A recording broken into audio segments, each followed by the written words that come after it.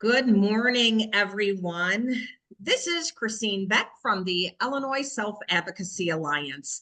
We call ourselves the Alliance for short. My focus at the Alliance is organizational advocacy support. Whether it's your first time participating in an Alliance activity or your 51st time, we welcome you. During our presentation, we ask that all attendees be sure to mute, and that just increases accessibility for everyone.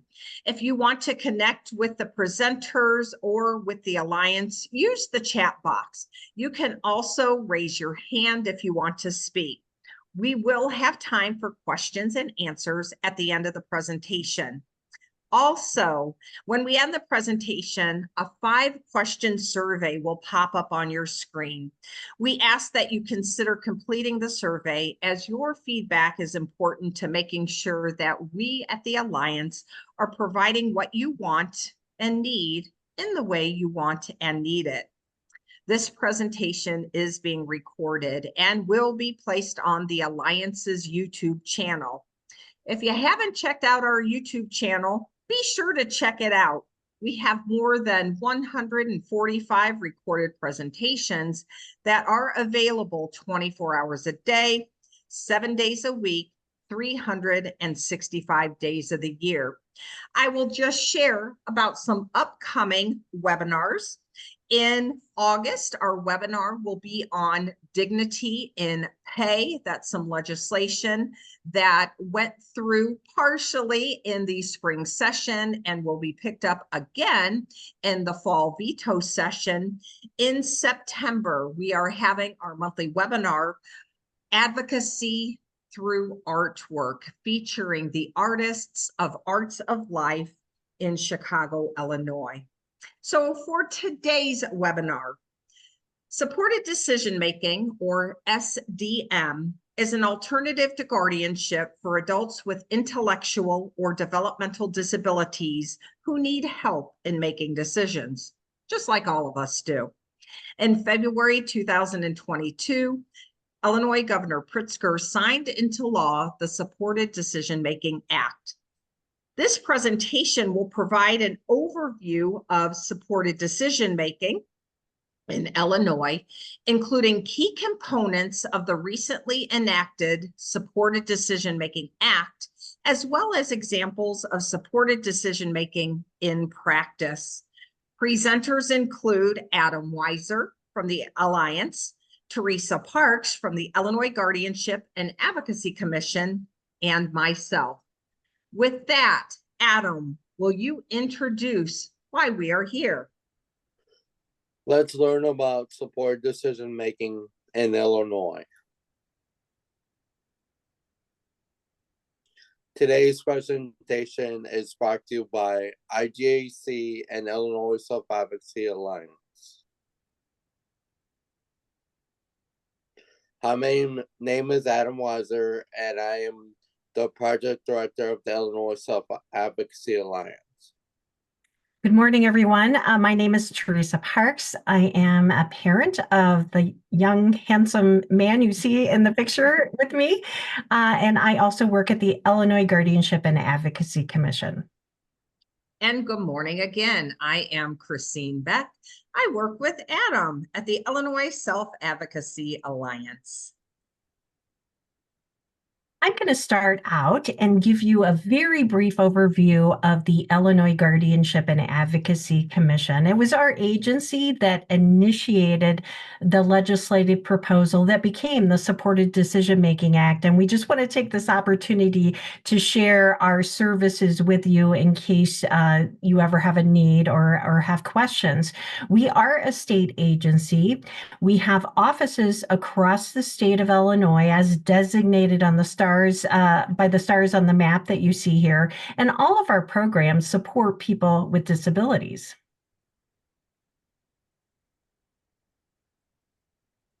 And here are our programs. We have the Office of State Guardian. We are the state guardian in Illinois, and we're considered the guardian of last resort, which means we don't get appointed guardian unless the court somewhere in the state determines someone needs a guardian and there's no one willing, available, or appropriate to serve as that individual's guardian. Currently, we are guardian for about 5,000 individuals across the state of Illinois. We also put out information about adult guardianship in Illinois, what the laws say. We've got a guidebook and just information. And we also have a guardian training module for newly appointed guardians to better learn their role as well as the rights that people maintain even when they have a guardian. That information is available on our website, and it's now a requirement in the state of Illinois for any newly appointed guardian to take training within a year of becoming a guardian, and our training module would meet that requirement. We have a program called Legal Advocacy Service, where we provide legal advice and representation for both children and adults with disabilities. Most often, we're representing individuals who are facing some type of involuntary proceedings, such as a commitment to a mental health facility or court-ordered treatment like psychotropic medication treatment. Our attorneys represent those individuals as they work through those proceedings to help ensure due process protections and that their rights are protected during those processes. Our legal advocacy service also helps individuals fill out advanced directives like powers of attorney or mental health treatment declarations. These would be things that you would plan for your future should you become unable to make decisions on your own. Our Human Rights Authority investigates disability rights violations committed against people with disabilities by disability service providers. We go into all kinds of settings from hospitals, hospital psychiatric units, group homes, vocational programs, state-operated facilities, special ed programs, just a whole range of service providers. And we work with those service providers to make improvements if we do find a disability rights violation. And I did want to put a word out that our Human Rights Authority is comprised of regional panels. These are boards that investigate these disability rights violations. And we're often looking for people to serve on those boards. So if you might be interested out there and interested in getting involved in this kind of work, please let me know. I'd love to hear from you. Last but not least, we have a special education advocacy division that helps Illinois families with questions about special ed laws. We do trainings. We also do advocacy, assist with IEP meetings, at least remotely, virtually. And we do have one attorney and one paralegal who can assist with some mediation and due process. Under our legislation that created our agency, we also have the ability to recommend legislation. And frequently that happens when we encounter a problem through one of the programs I just described. Maybe we see a gap in rights protections or a gap in services or some reoccurring issue that never seems to get resolved. And it seems like legislation or some kind of public policy reform is needed. And that's kind of what happened with supported decision making. We had encountered situations where people may have been appointed a guardian when they may not have needed a full-fledged guardian. And sometimes we were appointed, our state guardianship program was appointed, and we had to work toward restoration, or we were appointed as temporary guardian, and we thought after the temporary expired that the individual didn't need a permanent guardian. We also were hearing from families who would call us, and they felt pressure when their children with disabilities reached the age of adulthood to pursue guardianship because that's what you did. And so we were hearing from family members who doubted whether or not their children really needed a guardian, but there really was no other option. So we started doing research on the concept of supported decision making, looking at other state statutes, and decided to incorporate the best of what we thought was the best in other state statutes and create our own supported decision-making law here in Illinois. And as Christine says, it's been in effect since 2022. This is Christine, and now we have an opportunity to learn from an amazing self-advocate named Ricky Broussard. Ricky Broussard joins us from Disability Rights, Texas, and he is going to share about supported decision-making and how it differs from guardianship. What is supported decision-making? A message from Disability Rights, Texas. Hello, my name is Ricky Broussard, and I'm at Disability Rights, Texas. I'm here to talk to you today about supported decision making. Supported decision-making is a way for people with disabilities to keep our rights and make our own choices with help from others instead of having a guardian who makes decisions for us. Guardianship.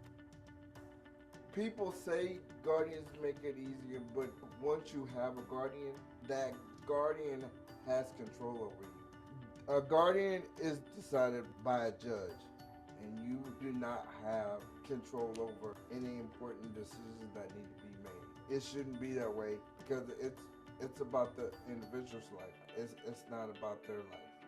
Under guardianship, you can lose the right to choose where you live, how you spend your money, who you spend your time with, and other important decisions.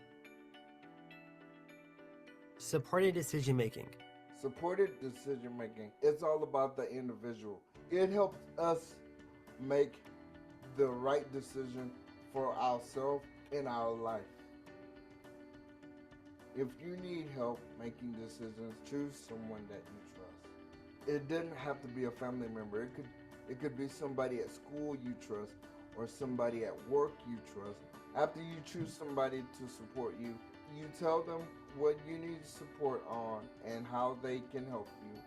Some of the things that your supporter can help you do is going to the grocery store or make medical decisions or with where you live, or they could help over your finances. In my support team, I let everybody know, okay, this is what I need decisions on, and this is what I need you to help me with. After I hear the pros and cons of the decision, that's when I make the final decision on whatever choice I make. We all need help to make decisions. We have to make decisions every day. Your rights should not be taken away just because you need help.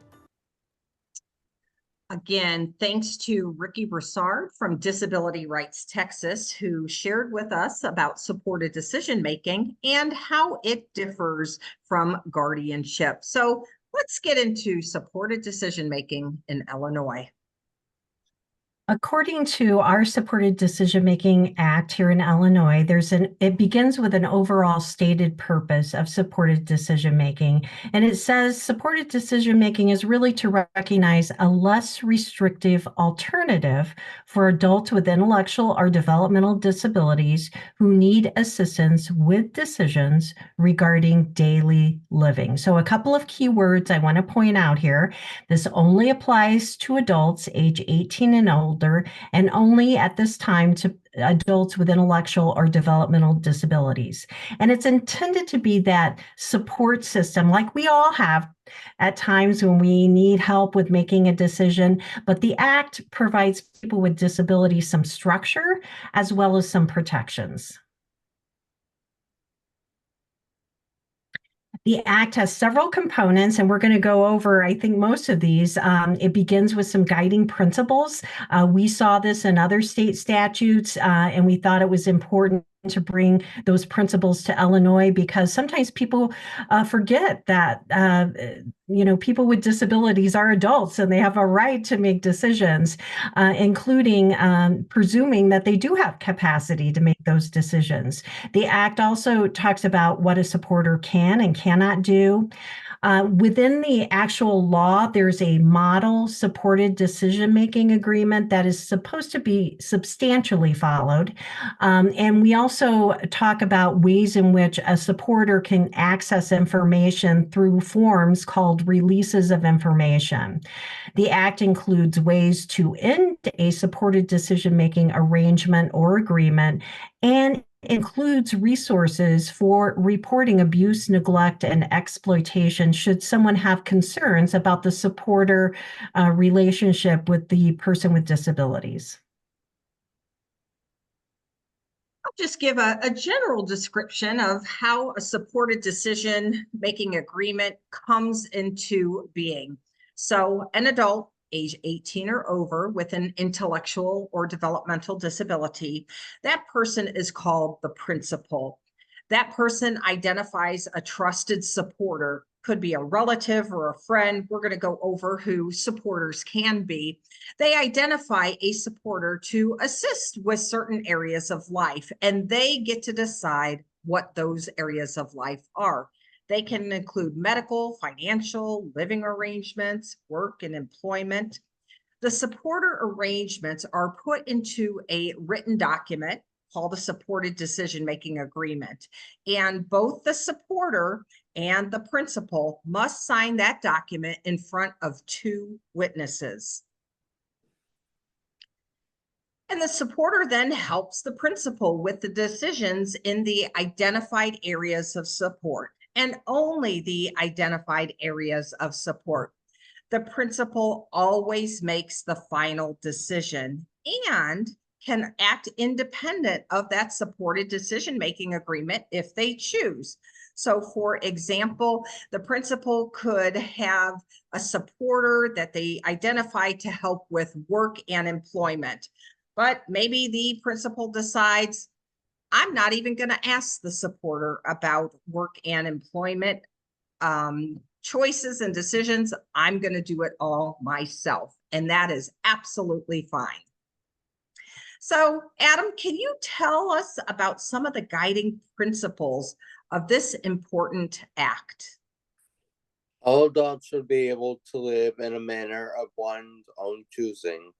All adults should be able to participate in decisions regarding their own lives. Adults who need assistance should receive the most effective and least intrusive assistance. When providing assistance to another, the person's beliefs, cultural traditions should be respected. And what about the presumption of capacity? Because that's in the act. The Supported Decision-Making Act emphasizes that all adults are presumed to have the capacity to make their own decisions unless otherwise determined by a court. Capacity is not voided simply because of a person's disability, the manner in which a person communicates. And this presumption of capacity statement is huge because in the past, and maybe even currently, people would feel that a person who has a disability needs to have a guardian and can't make their own decisions. Or maybe a person has a disability, but perhaps they don't communicate in a way that's easy to understand. And many people might believe, well, they need a guardian to help with those decisions. But the act clearly states that all adults have capacity until or unless there is a legal process that says they don't. And so let's talk about the supporter and some of the duties that they have. Assist with understanding information about a decision. Help access information about a decision. Assist with appointments. Track services. Determine the principal's decisions. Assist with communication the principal's decisions and advocating for the I can't see in the last part. Okay, advocating for the principal's wishes and decisions. Yes, thank you. And what about the supporter's access to information? A supporter can only access information with the principal's consent and as approved under the agreement. The supporter must keep information confidential. The principal can still access information without the supporter. Releases of information may be needed for a supporter to access information. It's very possible that in order to access information, the supporter might also benefit from having the completion of release of information forms.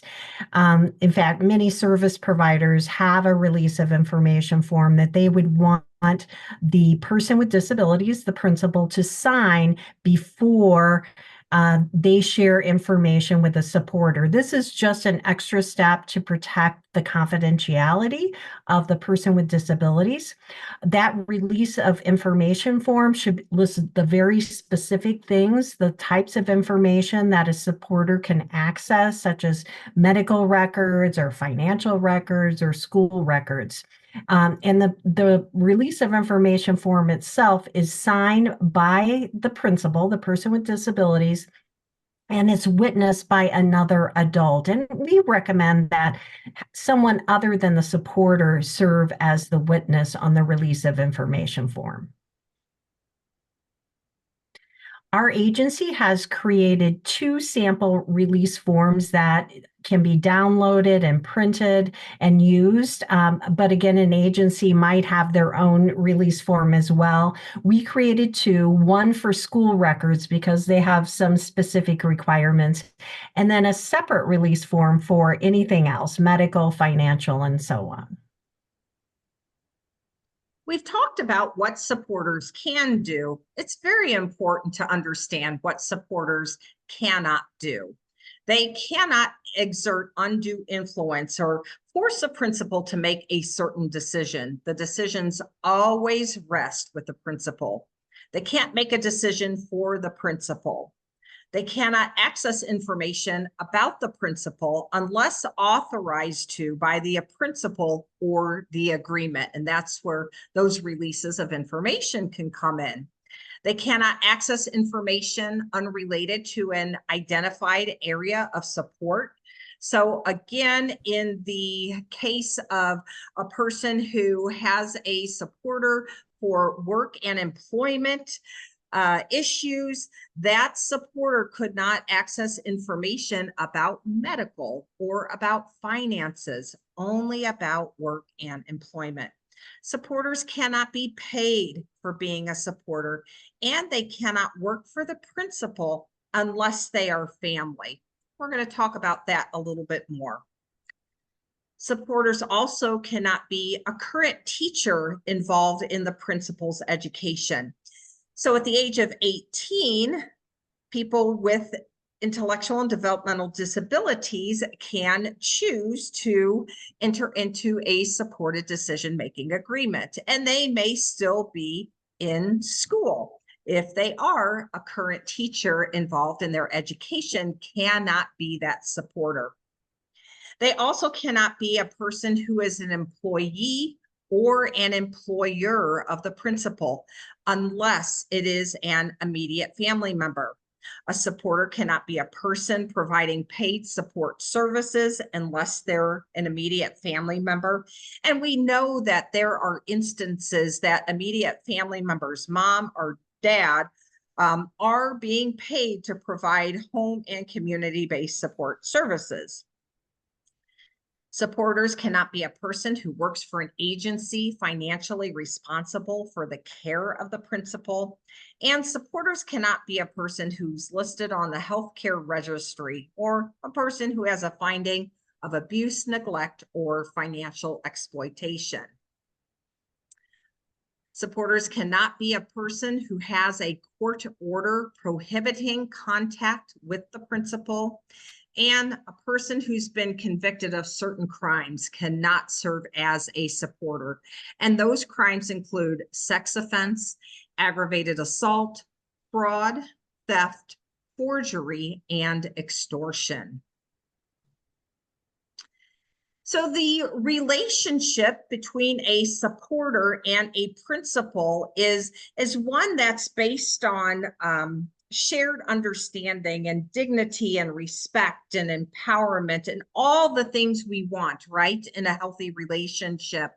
And so if a principal approaches you, if you're someone perhaps that can be a supporter, or if you're supporting a person who wants to be a principal and wants to find a supporter, thinking through and asking some of these questions might be very important. So talking about what are your strengths, a supporter asking the principal, what are you good at?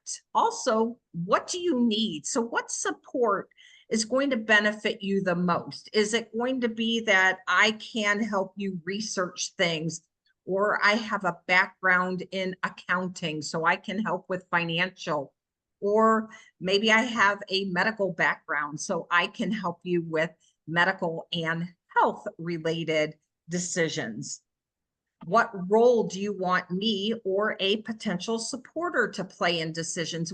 Exactly what is it do you need from me to support you to live your best life and make these decisions?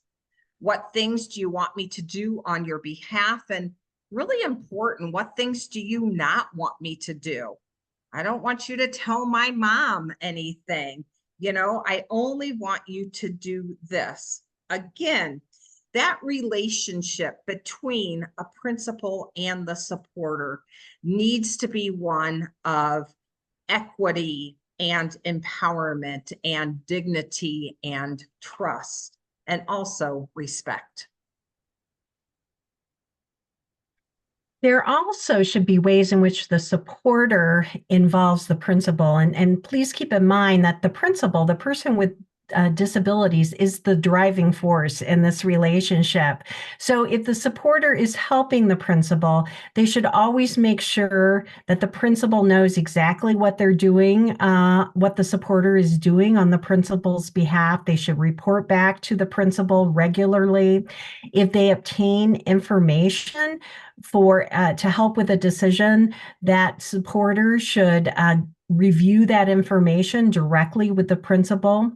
Both the supporter and the principal should inform any involved service providers about the supported decision-making arrangement and agreement, perhaps even sharing a copy. And as much as possible, the principal really should be present when the supporter gathers information or a decision is communicated. Here is a sample supported decision-making agreement. We took the verbiage out of the law and put it into a standalone document that's available on our website for printing and using. It has several pages. The first page starts out with some basic definitions: who's a supporter, who's a principal. And then also on the first page, we've identified some overarching duties of the supporter. For example, they're supposed to act in good faith. The supporter is supposed to act within the authority identified in the agreement. They're to act loyally to the person with disabilities and without self-interest, and they should avoid conflicts of interest. Also, the supporters should list their contact information directly on the agreement on this first page. The second page of the agreement lists the areas of support. For example, the principal might need the supporter to help with just basic needs like arranging for food, clothing, shelter. The supporter might help the principal with medical decisions or counseling related decisions. The principal might want the supporter's help with finances or applying for public benefits or work-related decisions or school decisions. Whatever's the case, the principal should initial those areas of support that they want the supporter's assistance. For areas that they do not want a supporter to assist with, they would mark NA for not applicable. Now, the principal might initial one area.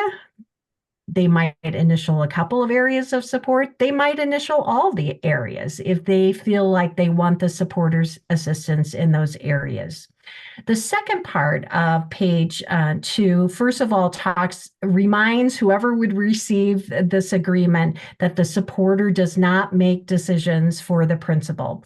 But here are the things a supporter can do. They can help collect information about a decision. They can help review the information and weigh options about a decision, or they can help communicate a decision if needed.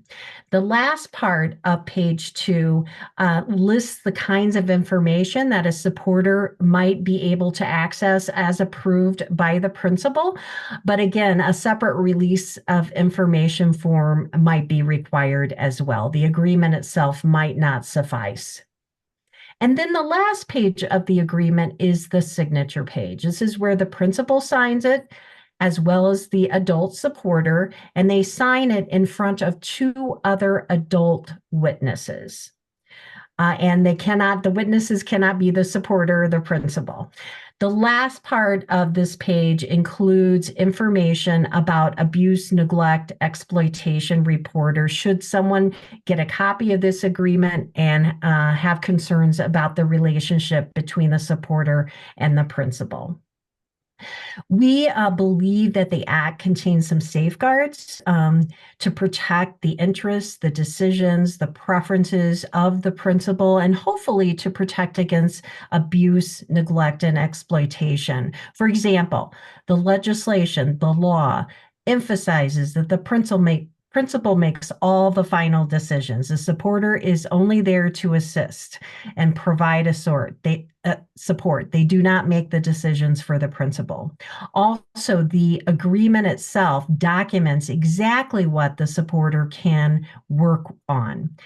Thirdly, the Act clearly defines the supporter duties, as Adam mentioned. They're to help gather information, help weigh options, help identify risks or benefits of a decision, and perhaps help communicate the principal's final decisions. Some additional safeguards includes the fact that there is supporter disqualification. As Christine mentioned, not everyone can be a supporter. People who might have a conflict of interest or certain kinds of background.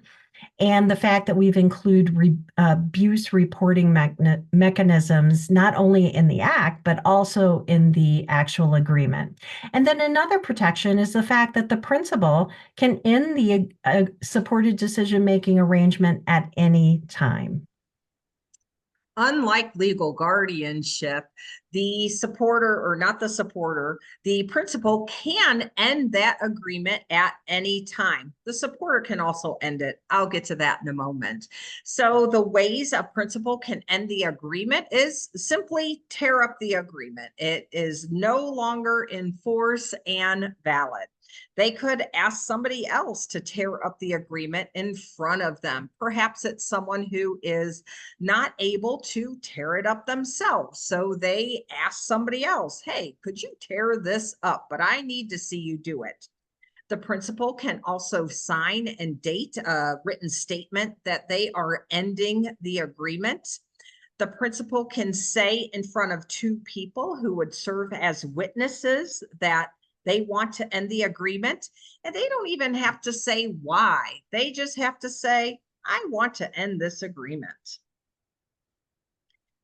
The agreement will end if there is a finding of abuse, neglect, or exploitation by the supporter, or if there is a restraining order against the supporter by the principal.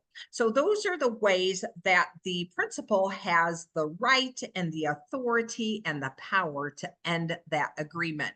A supporter can also end an agreement.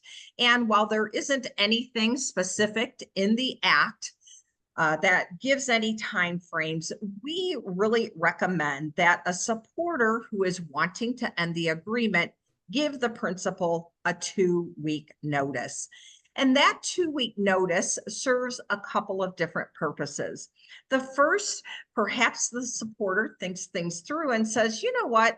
I think I'm ready to go out on my own and make these decisions by myself. Maybe I know I have some people in my life I can ask for help, and I'll go it that way.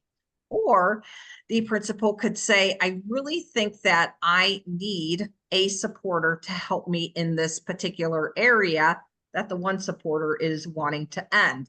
So that gives the principal time to reach out to potential supporters, have that conversation, ask those questions, start to establish that relationship if it's not already established, to go ahead and put another agreement in place.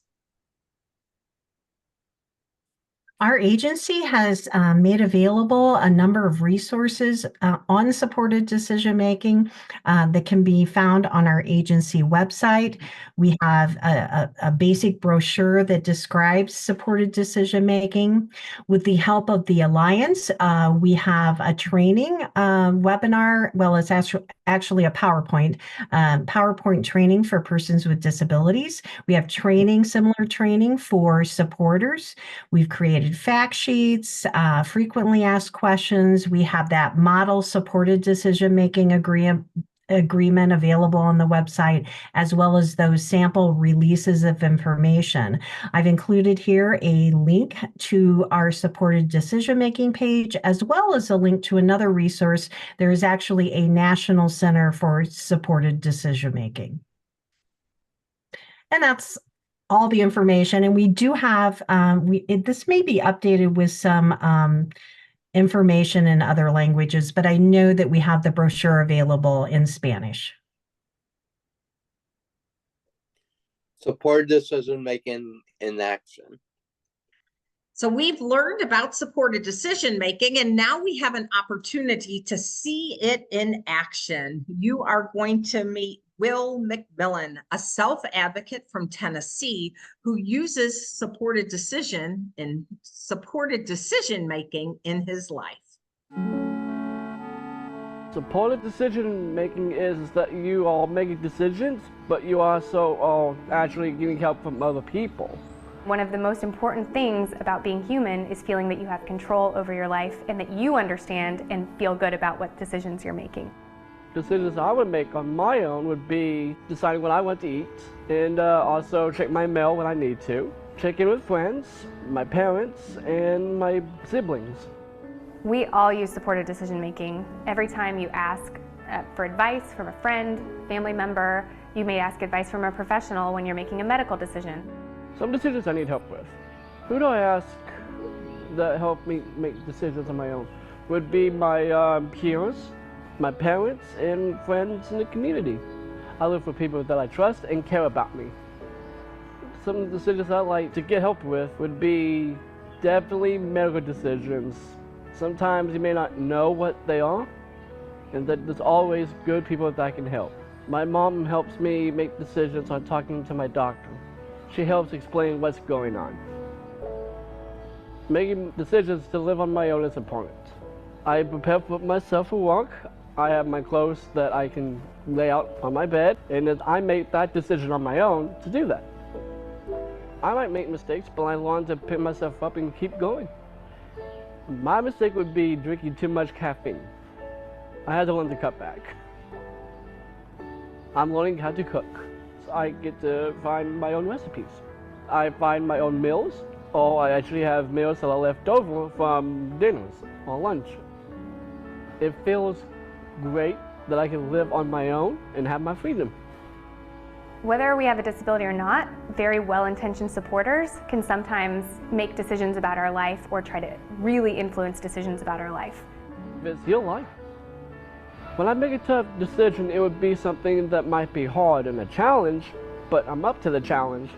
But like I said, you have a group behind you. The reason why you have that support group is because they know what you want and they'll like to help support you. If you need help making decisions, go to your full support team and they will have your back. All right. And again, we thank Will McMillan from Tennessee for giving us an opportunity to see how supported decision-making works in his life. And with any decision that we make, we talk about the dignity of risk, or we should talk about the dignity of risk. And dignity of risk is respecting a person's autonomy and self-determination to make choices for themselves. Maybe it's little choices, perhaps it's big choices, or all choices in between.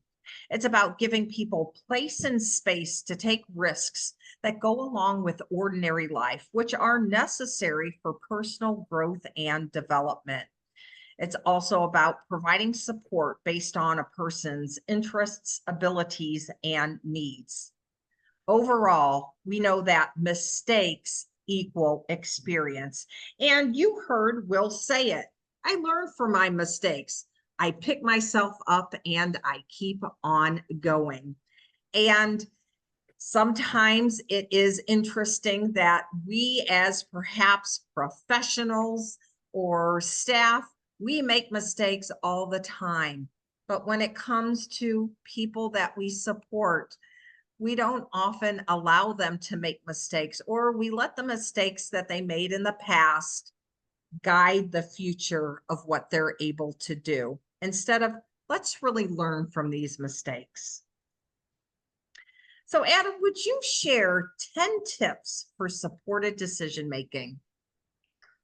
Give people time to think about what a question means to them and say things in their own words. Give people a chance to ask about something that they don't understand before you explain it to them.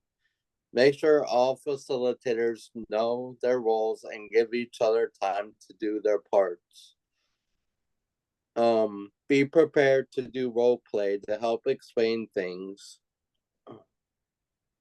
Can you read the rest of that sentence, please? Yes, on the agreement form. Keep track of time and don't spend too much time on one thing.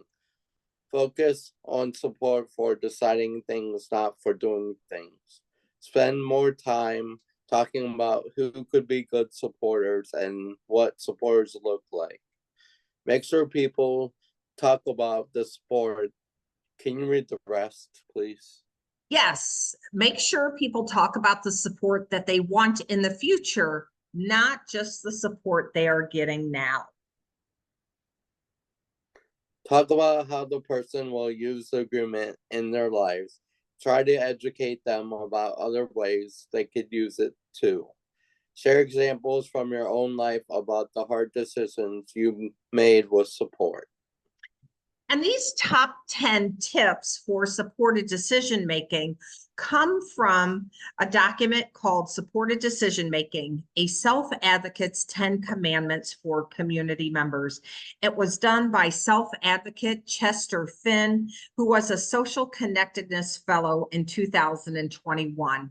And I like these tips. Whether someone has a supported decision-making agreement, whether they're a principal, whether they are have a supporter, we all encourage and support each other. And there are tips within these top 10 tips that we can certainly use in our daily lives. And so now Adam is going to take us through another scenario to demonstrate supported decision-making in action. Tony wants a supporter to help him with medical decisions and paying bills. Tony has an older sister named Mary. Tony really trusts Mary and talks with her about being his supporter. Mary hasn't been convicted of any crimes that would prevent her from being a supporter.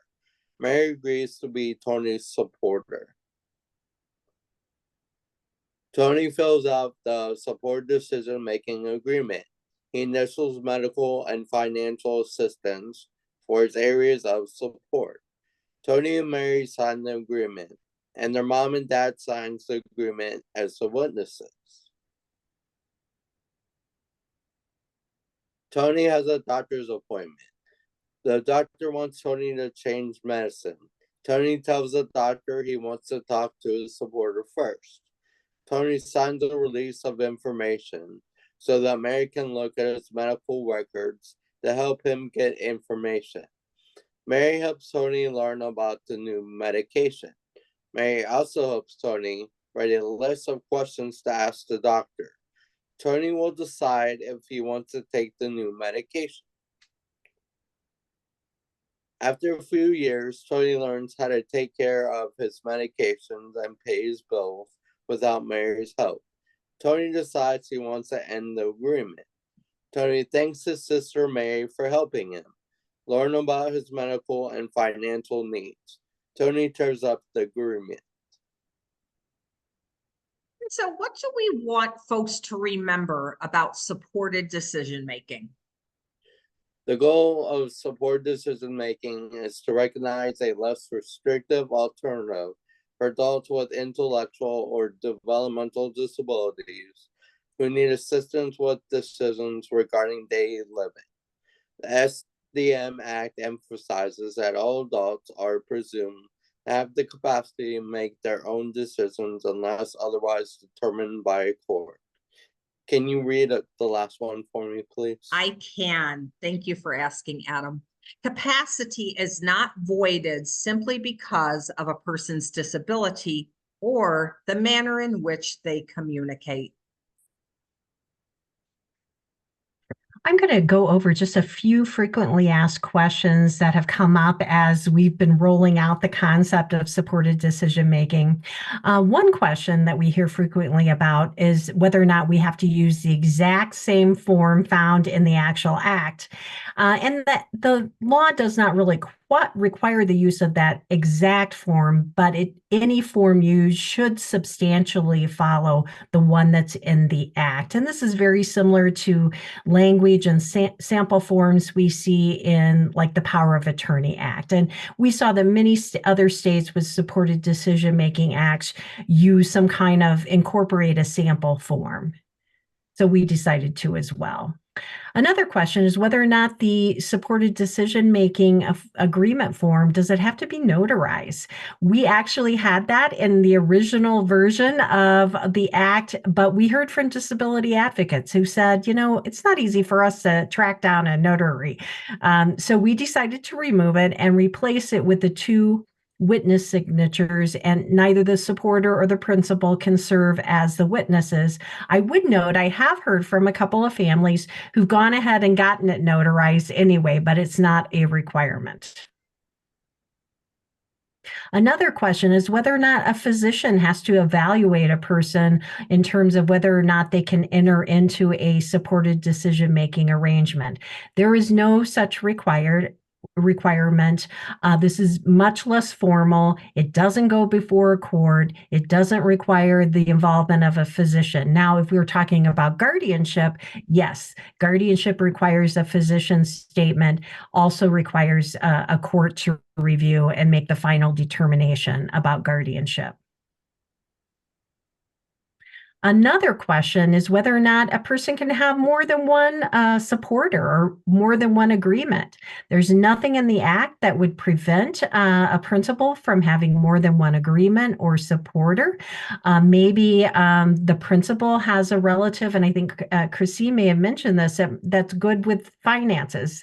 Maybe they're an accountant and they would be good to help out with managing finances, or another family member or a friend who is a medical professional. Maybe they'd be good for assisting with medical decisions. Whatever the case, the agreement should clearly outline different roles for each supporter, so it's very clear and to hopefully avoid any conflicts between supporters.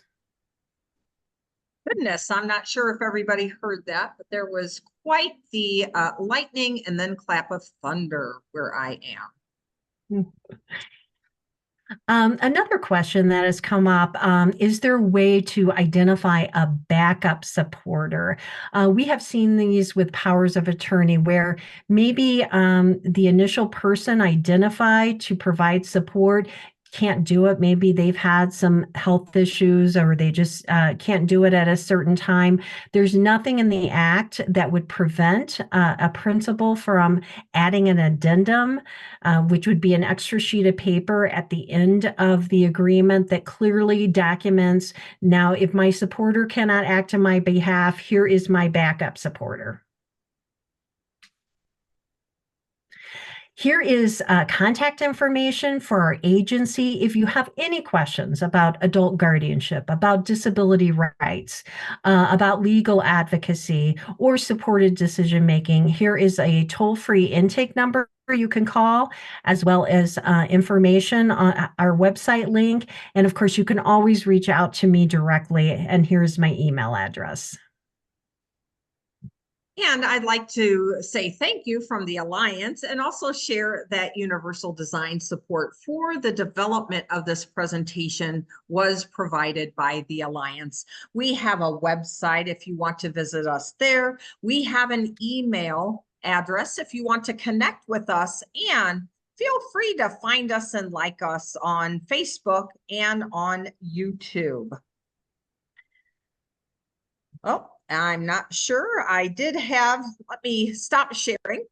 Now's the time. If you have any questions, comments, or considerations that you would like to ask or share, you are welcome to take yourself off of mute and ask or share. You can also use your chat box to type something in and to communicate with us. Choices are great. And so either choice in how you wish to ask your question or share your comment is welcome. Thank you, Tavares. Tavares said, great job. I have a question for our participants. Do you know anyone who is using a supported decision-making agreement? We know that they are happening in Illinois, but we don't have any data to know how many people, where are they at, how's it going? We know about some people, but do you know anyone who is using a supported decision-making agreement? Oh, all right. LCAA is Livingston County Advocates in Action. They are one of the Alliance's member group chapters. And one of their self-advocate members, Jeannie, says, thank you so much. And she liked the information. Thank you, Jeannie, for sharing with us. So again, if you know someone who is using a supported decision-making agreement, we'd love to hear about it. If you have a question or want to share a comment. Kim? Yeah, hi, Christine. I was just wondering if you guys know if this has helped with like people going to doctor's appointments or making medical decisions. Family members go with people all the time, even without having a supported agreement. But I just didn't know if there was any value in that or a necessity for that, if you guys have seen. I hear what you're saying, Kim, and I have heard from families that being recognized as a supporter goes a little bit farther, maybe a provider isn't as reluctant to share information if they know that there's an official arrangement.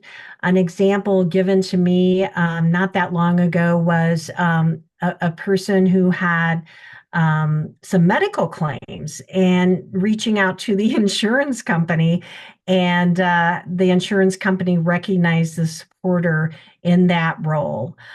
So I hear what you're saying. I know a lot of families provide support without this formal relationship, but I do think it adds just an additional recognition, because some providers with all the confidentiality protections, are maybe reluctant to go very far in sharing or exchanging information.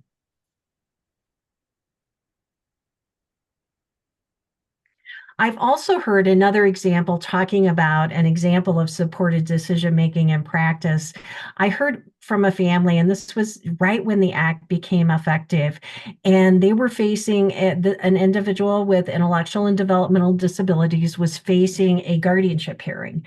And the part of the family, the siblings, felt that the individual needed a guardian, and the other part of the family didn't support the idea of guardianship, and they heard about supported decision making. They took it to the judge in the guardianship case, and the judge agreed, let's give this a try before we appoint a guardian.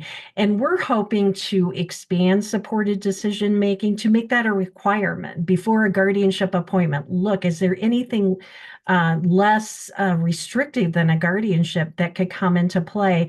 And it might prompt judges to consider that another alternative before going to a full-fledged guardian. We do have at least one individual under state guardianship where we help the individual exit guardianship and get their rights restored on the grounds that they would agree to go into a supported decision-making arrangement. So I think that satisfied concerns of the court, but still provided some support to the individual.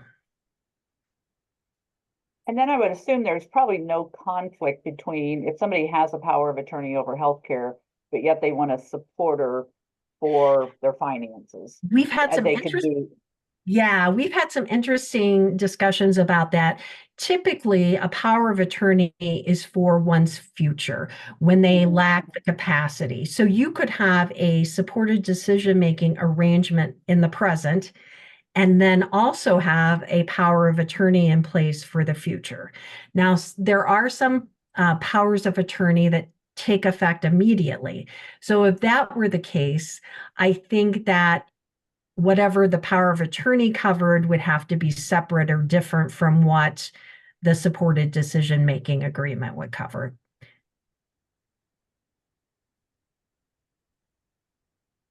And I mean, there's a possibility if you have a supported decision-making arrangement in the here and now, a power of attorney for the future, there would hopefully be no need for a guardian ever in that person's life.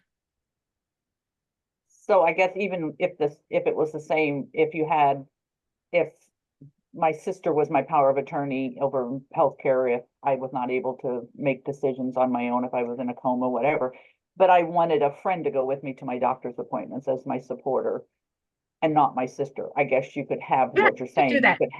You could have a supporter who does your day-to-day going to your appointments, with the sister being the, if something was to happen in the future, then that, and I would assume power of attorney would take precedence over the support. Yeah, once a person moves into that power of attorney where they don't have the capacity to make their own decisions, the supported decision-making agreement would end. It doesn't expressly say that in the act, but the act assumes the person has capacity to make their own decisions. But when they cannot make their own decisions, then the power of attorney would take effect. Okay, that would make sense, yeah.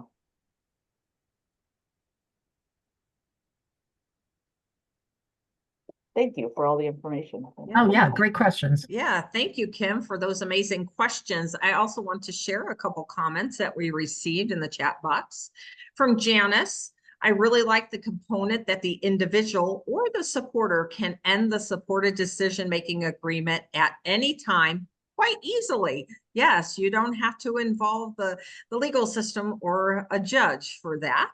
And then from Tara, this is so important. Thank you for sharing about supported decision-making. Incredible work.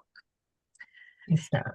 If those are all the questions, comments, and contributions we have, I'd like to say thank you to Teresa Parks from Illinois Guardianship and Advocacy Commission for co-presenting today. I'd like to say thank you to Adam Weiser from the Alliance for co-presenting today. And thank you to all of you who took the time today to join us and to learn about supported decision-making. Take care, everyone. Remember, as I end the presentation, you will have a survey that pops up on your screen. 5 questions, won't take you any time at all. And we really appreciate your feedback. With that, thank you so much. Have a great day. And until we see each other again, bye-bye.